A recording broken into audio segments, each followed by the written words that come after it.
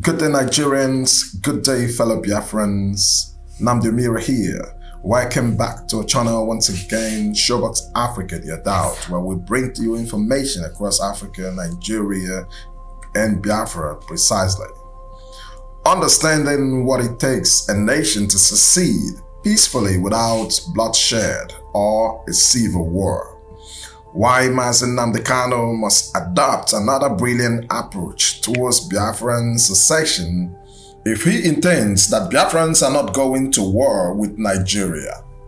After having had the IPOB leader Mazi Nnamdi Kanu point out that Biafran secession for independence would happen without any bloodshed or civil war, in an address where he referred to the dissolution of Czechoslovakia in 1993 when asked by Dele Momodu if Biafra can be realizable without a civil war, he said that Biafra will follow the footsteps of the Slovakians and there will definitely be no other civil war, that the sovereignty of Biafrans will be achieved in peace. The statement was made in a Never Again conference organized and co-hosted by the Njenje Media TV and others featuring Dele Momodu, Nyeko Nwenu and many other prominent Nigerians. I wish that would be true. Of course, it is possible because it's all about a debate and negotiation where the representative of the ethnic groups will meet to discuss the concerns of the people, whether secession is inevitable or something that could be waved away. But the question is, what is the possibility that Nigerian government will open up an intense debate and a room for negotiating these issues appropriately? It is so rare for secession to occur without bloodshed, just like it was seen in the Czechoslovakian case, because most countries who usually wanted to secede from the other nation find themselves in a situation just like Biafrans, where the nation co-ruling them becomes so powerful that they enjoy the act of controlling the resources and enslaving the other ethnic part of the nation, who has been left without any self-governing autonomy as supposed to be in a federation. Now, before I go into the main point of today's video, which is understanding how Czechoslovakia was able to gain its split without fighting any war or seeing any bloodshed, that saw both nations peacefully dissolved in 1993, make sure you smash the subscribe button and turn on the notification bell. In today's video, we'll be understanding how Czech Republic and Slovakia became an independent nation after the 1989 Velvet Revolution, which gave room to the 1992 negotiation that saw both nations go their separate ways in January 1993.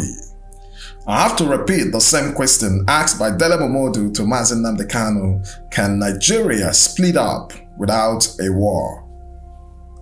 The act of going to war has become a concern of many beneficiaries of the Nigerian government, the so-called elites who are fighting to keep the so-called One Nigeria in place because they already found peace, success, and less worried about their future. And therefore, the war to them would be a great setback and disorder. But they have forgotten the 95% population of Nigerians who are living below $1 per day. The citizens has been in a war since the independence because they have been denied the right to citizenship, the peace of mind that every human deserves in a nation that was supposed to be called their own. Now, the question whether Nigeria can break up without a war is irrelevant because you can't tell me that you're willing to banish your culture, allowing your ethnic nationalities to be slaved, just because you are scared of war. It never happened in any nation. Many nations fight wars knowing that people will die, knowing that there would be economic setback, knowing that war is all about destruction. However, they would prefer to go to war because they have a huge target, which they think has the capability of ensuring everlasting peace, success, and stability of their region if they come out victorious.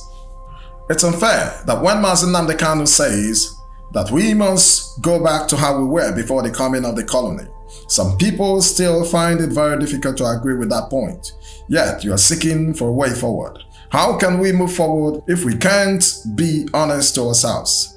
Which direction are we going? How can we move forward where some historical grievances and scars of the past that are meant to be fixed are left behind the past.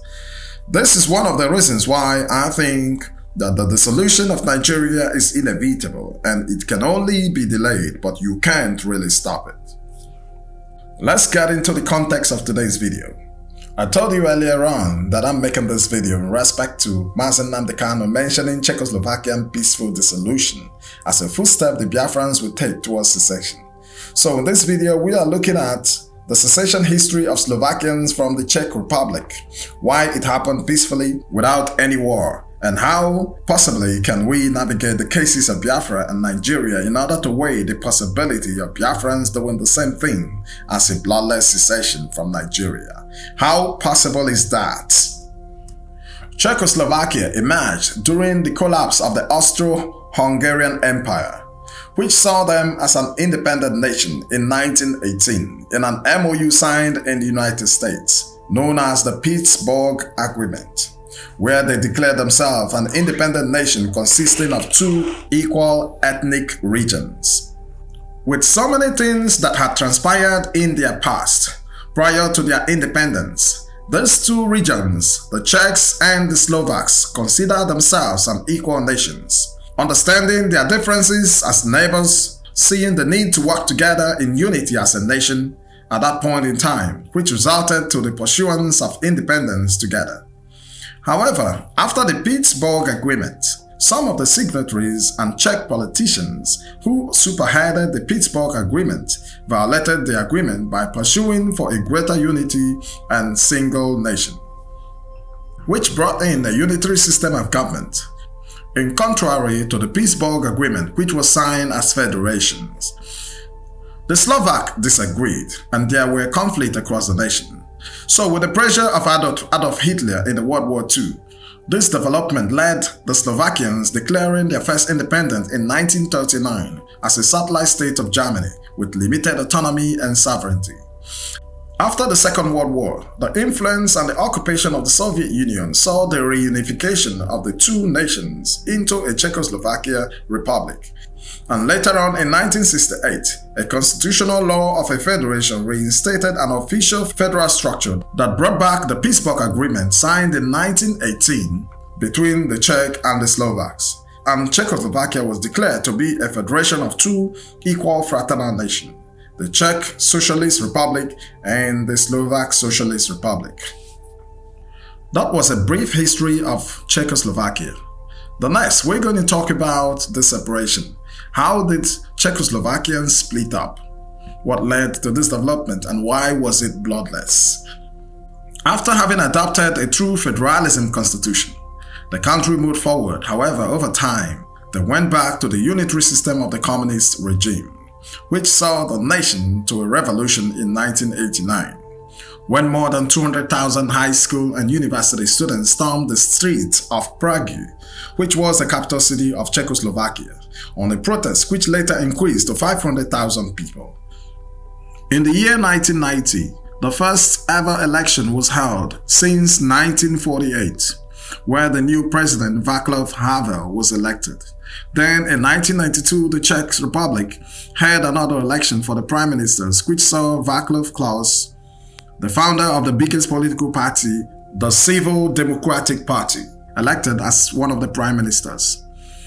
Vladimir Mečiar was also a prime minister representing the Slovakians. As soon as the new prime minister Václav Klaus assumed the office, he and some other top politicians, including the Slovakian representative, immediately demanded an even tighter federation or a viable federation or two independent states. Some of the Slovakians' leading politicians like Vladimir Mečiar wanted a more centralized Czechoslovakia or a sort of confederation. So this gave room to both sides, opening up a frequent and intense negotiation in June the same year 1992. Which ended up fruitless and irreconcilable, as the main debate was focused on whether dissolution was inevitable or as a result of the 1989 revolution. Those who argued from the inevitability stance tend to point out the ethnic differences between the two nations, dating back from when they were under the Austro-Hungarian Empire. and other issues. And as well, others argued it was a result of the 1989 revolution. So there were many views. On 17 July, the Slovakian parliament adopted the Declaration of Independence of the Slovakian nation. 6 days later, Klaus and Measure agreed to dissolve Czechoslovakia at a meeting in Bratislava without having consulted the population in a referendum. The goal of the negotiation was then shifted to achieving a peaceful division of properties land between the Czechs and the Slovaks. The Federal Assembly passed Constitution Act, which settles the division of properties between Czechs land and the Slovakia. With another Constitution Act passed on 25th November, they agreed to the dissolution of Czechoslovakia as of 31st December 1992. The separation occurred without violence, and today both nations gained independence. Now, the funniest part of this case is that the citizens of the two nations, the Czechs and the Slovaks, actually wanted a continued unification of the states instead of two independent nations. However, this decision was made behind closed doors. From all this analysis, I think it's time IPOB should take another approach towards Biafran secession. If it plans that Biafra will leave without a war, which I don't see any possibility of that happening, because Nigeria is structured in a way that Biafra doesn't have any representative at national level. So how can you get a negotiation? The only option is going back to where we were before the independence or going for war directly. From all I see, both in the secession history of Southern Sudan and that of the Czechoslovakia, I came to realize one single thing, that before secession takes place, there's usually a negotiation attempt, which tends to address issues resulting to national conflicts, or otherwise the solution is adopted if negotiation proves abortive. The aim of negotiating is to reinstate the stance of the entities involved in the union by ensuring the constitutional laws are favorable to these major ethnic cities on equal ground. So, in the meantime, I think that constitutional restructuring might solve some problems of a federation like Nigeria is supposed to be. However, I still agree with Mazi Nnamdi Kanu that Nigeria must go back to understanding that we were three major equal ethnic regions that made up one Nigeria from the onset and start addressing issues from there. And this should be the beginning of the restructuring we are talking about. We must understand that Nigeria is a federation and must recognize the major regions that its unification form the so-called one Nigeria. So therefore, those regions must be recognized as equal parts by adopting a true constitutional law of a federation and decentralization of power. This is a huge truth. This is the only way forward, because even if we fight a war or not, we will still get back to this stage of negotiation, because secession is meant to be a natural phenomenon. This means that dissolving a nation can easily happen naturally when both parties, after many years of several negotiations, sees the solution as inevitable and the only way forward. That was what happened in Czechoslovakia. The leaders themselves opened up the debate for breakup, which actually made their case special among most recorded events in the history of secession. In summary, the difference between the Slovakians of Czechoslovakia and the Biafrans of Nigeria is the manner through which the people are represented at the federal government level of their respective nations. Slovakians at the point of secession had patriotic representatives who truly cared for their people and were there to ensure that the people they were standing for were truly represented by being willing to negotiate anything possible for the interests of her people. On the other hand, the Biafrans have no representatives at the federal level. The Ohanese Ndibo is the real enemy of the Biafrans, and this is where the problem begins. In conclusion, I think it's pretty impossible for Nigerian leaders to call for a debate on the ethnic issues surrounding Nigeria at this point in time. So, to address this issue, Biafrans must storm the streets one more time on a very huge protest demanding the abolition of Ohaneze Ndi Igbo in all the Igbo states. And the Eastern Security Network must be involved in order to protect the protesters. By so doing, the Eastern states will be thrown into a turmoil. And if the Nigerian military interferes, then let the problem continue. This is what we need in order to get a negotiation. So, if Mazi Nnamdi Kanu truly understands what Czechoslovakia, what the Slovakians were able to do in order to get negotiation, in order to get to where they are, which is the independence of the people today, then he should summon the people into taking immediate actions. I'll be signing out here. My fellow Nigerian and Biafran, do you think that the Nigerian leaders can on their own call for a debate on negotiation? How do you think that Biafra will come? Let us know what you think. Comment down below. Still your gallant soldier, Mazi Nnamdi Kanu. Don't forget to subscribe to support our channel.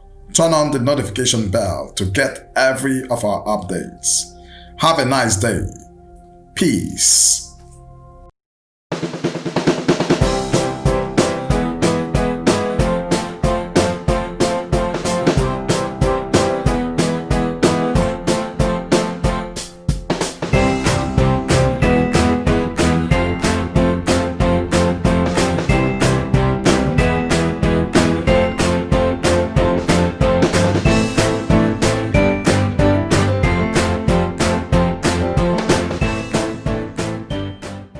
Hello, you just made it to this video. Onye na-ahụ n'igwe okwu bụ Mazi Nnamdi Kanu. I'm one of the Biafran soldiers hụrụ Biafra n'anya nke ukwuu.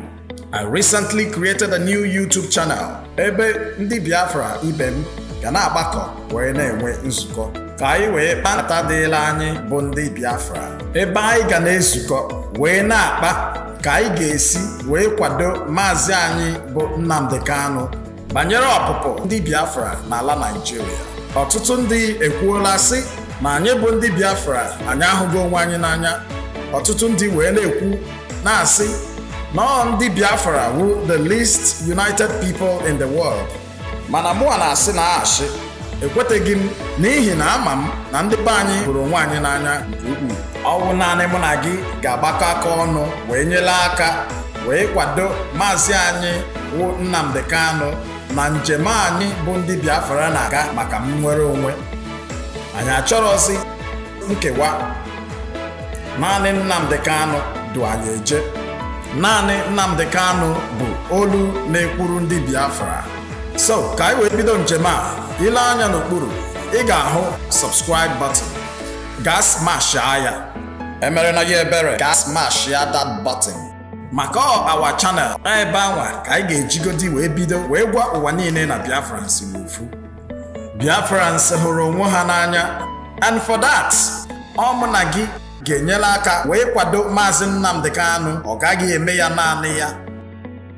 And otu ihe m na-agwa ndị Igbo niile ewu, we must not deviate from Maazị Nnamdi Kanu. Ọ naanị ya wu olu anyị nwere. All opinions are observed. However, in this critical moment, olu ọbụla na-anaghị ekwu otu ihe with Nnamdi Kanu is on his own, and we don't recognize him. Hope to see you there. Biko, smash the button immediately.